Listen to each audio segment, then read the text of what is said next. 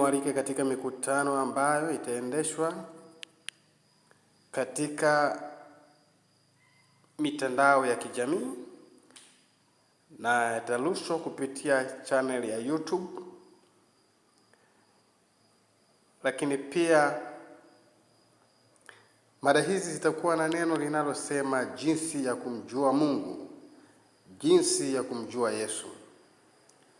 Maana ukisoma katika kile kitabu cha Yohana 17 fungu la 3, neno la Mungu linasema na uzima wa milele ndio huu, wakujue wewe Mungu wa pekee wa kweli na Yesu Kristo uliyemtuma.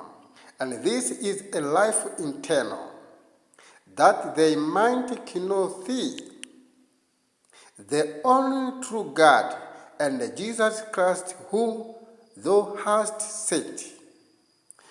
Kwa hiyo katika mikutano hii tutakuwa tukifunua maneno haya mawili ya msingi kwa siku 14,